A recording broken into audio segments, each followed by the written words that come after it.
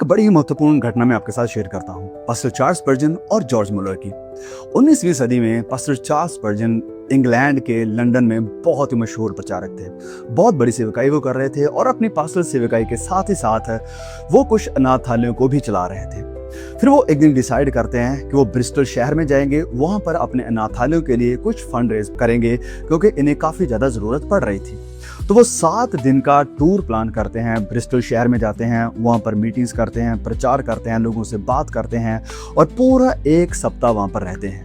1 सप्ताह के अंत तक उनके पास तकरीबन 300 पाउंड पैसा इकट्ठा हो चुका था अपने अनाथालयों के लिए। और 300 पाउंड उस समय बहुत बड़ी रकम हुआ करती थी, आज तकरीबन $40,000 के करीब। तो सप्ताह के अंत के बाद जब वो इस फंड को लेकर वापस आने ही वाले थे तो एक बहुत भारी बोझ उनके दिल में परमेश्वर डालने लगे। वो बोझ ये था कि ये जो 300 पाउंड हैं इन्हें जाकर जॉर्ज मुलर को दे दे। अब जॉर्ज मुलर उसी समय के दरमियान ब्रिस्टल शहर में ही अनाथालय को चला रहे थे, वहीं पर उनकी सेवा थी। तो पहले तो पास्टर चार्ल्स स्पर्जन थोड़ा हेजिटेट करते हैं कि हमें खुद भी अपने अनाथालयों के लिए इस पैसे की बहुत भारी आवश्यकता है, इसीलिए तो हम यहाँ पर आए थे। लेकिन वो जो बोझ का खुदा का दिया हुआ वो खत्म ही नहीं हो रहा था, वो हट ही नहीं रहा था। फिर पास्टर चार्ल्स स्पर्जन गिव अप करते हैं और कहते हैं कि प्रभु जैसे आपकी इच्छा वही पूरी हो, मैं ये पैसा पास्टर जॉर्ज मुलर को देता हूँ। तो अगली सुबह पास्टर चार्ल्स स्पर्जन निकलते हैं जॉर्ज मुलर के अनाथालय की तरफ। जैसे वो वहाँ पर एंटर करते हैं, डोर को ओपन करते हैं, सामने देखते हैं जॉर्ज मुलर अपने घुटनों पर प्रार्थना कर रहे थे। पास्टर स्पर्जन उनके कंधे पर हाथ रखते हैं और कहते हैं कि प्रभु ये 300 पाउंड आपको देने के लिए मेरे दिल के ऊपर बोझ डाल रहे थे। जब जॉर्ज मुलर उठते हैं, खड़े होते हैं, तो उनकी आवाज़ में शांति थी, उनकी आवाज़ में नम्रता थी और एक गहरापन था। वो कहते हैं आपको पता है मैं पिछले कुछ दिनों से परमेश्वर के आगे पूरे 300 पाउंड के लिए दुआ कर रहा था। परमेश्वर ने जॉर्ज मुलर की प्रार्थनाओं का उत्तर दिया पास्टर चार्ल्स स्पर्जन की आज्ञाकारिता के द्वारा।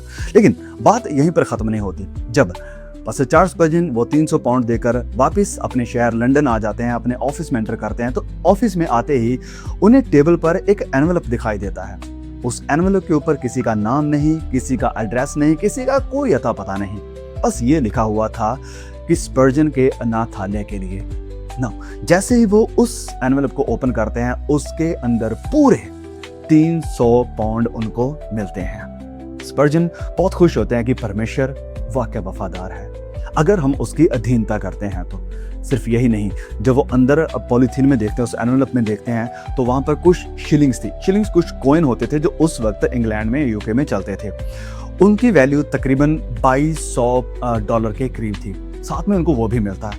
अब जब चार्ल्स स्पर्जन ने वो इकट्ठा हुआ फंड जॉर्ज मुलर को दिया तो ये सोचकर नहीं दिया कि मैं इतना दे रहा हूं तो अब बदले में मुझे परमेश्वर 100 गुना वापस देंगे, 1000 गुना वापस देंगे, या मैं इन्वेस्टमेंट कर रहा हूं ताकि परमेश्वर मुझे और दे। नहीं, उनके मन में ये बिल्कुल भी विचार नहीं था।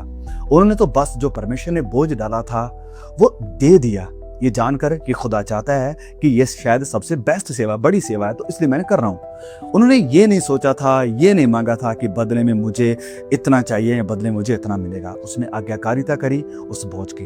तो जब परमेश्वर आपके मन में कुछ बोझ डाल रहा है सेवा के लिए, किसी भी बात के लिए, तो उस आवाज़ की आज्ञाकारी करें और बिना ये एक्सपेक्ट किए कि बदले में अब परमेश्वर मुझे वो देगा, ये देगा, या मेरे लिए कुछ ये करेगा, वो करेगा, अपने सच्चे मन से, सच्चे दिल से उस आवश्यकता को पूरा करें जो आप देख रहे हैं, उस काम को करें जो परमेश्वर आपको दिखा रहा है।